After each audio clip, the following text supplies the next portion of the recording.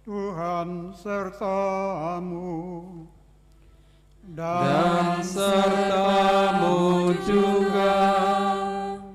Inilah Injil suci Yesus Kristus menurut Santo Matius. Dimuliakanlah Tuhan.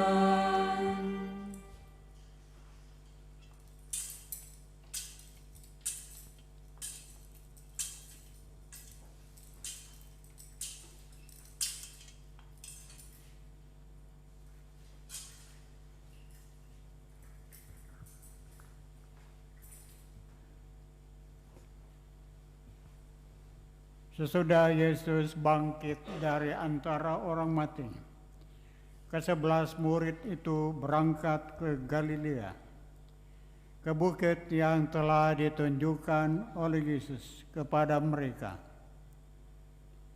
Ketika melihat Dia, mereka menyembahnya.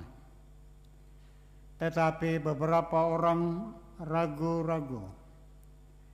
Yesus mendekati mereka dan berkata, "Kepadaku telah diberikan segala kuasa di surga dan di bumi. Karena itu, pergilah, jadikanlah semua bangsa muridku, dan baptislah mereka dalam nama Bapa dan Putra dan Roh Kudus. Ajarlah mereka melakukan segala sesuatu yang telah aku perintahkan kepadamu. Ketahuilah, aku menyertai kamu senantiasa sampai akhir zaman." Demikianlah Injil Tuhan. Terpujilah Kristus.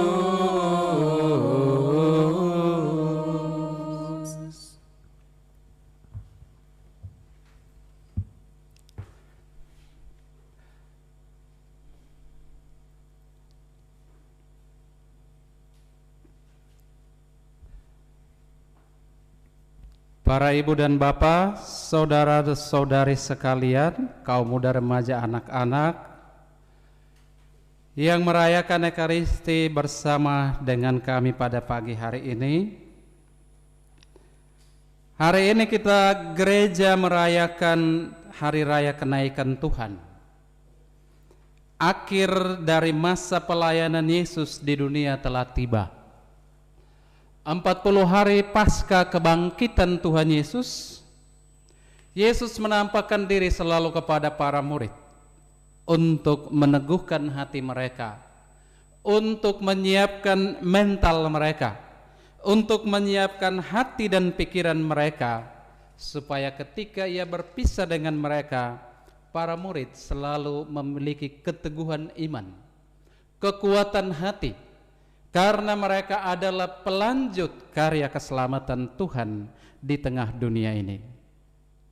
Hari ini bacaan-bacaan kitab suci mengajak kita untuk merenungkan perayaan syukur kenaikan Tuhan ini. Perayaan kenaikan Tuhan, kita tidak memikirkan Yesus itu naik seperti seorang astronot, tetapi bagaimana Tuhan yang telah hadir di dunia ini menyelesaikan segala tugas pewartaan kerajaan Allah di dalam dunia ini, dan pada akhirnya ia dimuliakan, diangkat untuk bertakhta mulia bersama Bapa di dalam kerajaannya. Hari ini ada wejangan terakhir yang Yesus berikan kepada para murid. Wejangan itu sekaligus berupa sebuah tugas perutusan. Maka dalam Injil Tuhan Yesus menyampaikan, "Karena itu, pergilah, jadikanlah seluruh bangsa muridku, dan baptislah mereka dalam nama Bapa dan Putra dan Roh Kudus. Dan ketahuilah, aku menyertai kamu senantiasa sampai akhir zaman." Injil Matius diawali dengan kata Emmanuel, Allah yang beserta selalu dengan kita. Allah menyertai manusia. Dan hari ini dalam tugas perutusan itu kata yang sama ditetapkan lagi kepada kita. dan aku menyertai kamu senantiasa sampai akhir zaman. Matius sebenarnya hendak menunjukkan bahwa Tuhan Yesus itu pergi kepada Bapa, terangkat ke surga dengan mulia, tetapi dia tetap ada bersama dengan kita. Dia mengutus Roh Penghibur, Roh Kudus, untuk menguatkan kita dalam perjalanan tugas perutusan kita di dunia ini untuk melakukan perintah dan kehendak-Nya. Tuhan tidak meninggalkan kita sama seperti anak yatim piatu, tidak pernah. Tuhan selalu hadir dalam berbagai cara untuk meneguhkan hati kita, menguatkan iman kita, menopang perjalanan kita di dunia ini sebagai umat beriman. Maka perayaan ini menjadi sebuah perayaan syukur, di mana kita ingat bahwa ketika kita umat beriman ini dengan setia menjalankan tugas perutusan yang ditetapkan Tuhan bagi kita, kita kelak akan dipermuliakan bersama dengan Kristus di dalam kerajaannya. Inilah janji dan harapan yang selalu meneguhkan kita untuk tetap kuat berkanjang di dalam panggilan kehidupan kita sebagai umat beriman. Bapak, Ibu, saudara-saudari yang terkasih, dalam perayaan Hari Raya Tuhan Yesus naik ke surga ini, saya ingin menegaskan kembali iman kita. Iman yang selalu kita baharui dalam kredo. Itu menunjukkan bahwa kita sungguh percaya bahwa Allah itu berkenan merestui segala karya pekerjaan Tuhan. Tuhan Yesus selama hidupnya di dunia. Maka sesudah kehidupan ini diakhiri, hari ini kita lihat para murid, meskipun Yesus berpisah dengan mereka, tetapi tidak ada kesedihan di sana. Sebaliknya ada sukacita, ada kegembiraan karena Yesus pergi, tetapi dia tidak meninggalkan para murid dan kita semua. Dia akan datang untuk senantiasa mendampingi kita. Maka harapan ini memberikan kekuatan kepada kita untuk selalu menatap perjalanan hidup kita ke depan, menatap juga tugas perutusan yang hari ini kita terima dari Tuhan Yesus. Jadikanlah seluruh bangsa muridku dan baptislah mereka dalam nama Bapa dan Putra dan Roh Kudus. Bagi kita umat Kristiani, teristimewa umat Katolik yang hidup di zaman ini, membaptis orang itu bukan lagi menjadi target kita. Membaptis orang seperti hari ini perintah Tuhan itu bukan lagi menjadi target kita. Tetapi bagaimana kita membangun kualitas hidup sebagai umat beriman, kualitas hidup sebagai murid-murid Kristus yang menjalankan perutusan Kristus di tengah dunia ini. Teristimewa memiliki hati yang berbela rasa untuk semua orang lain.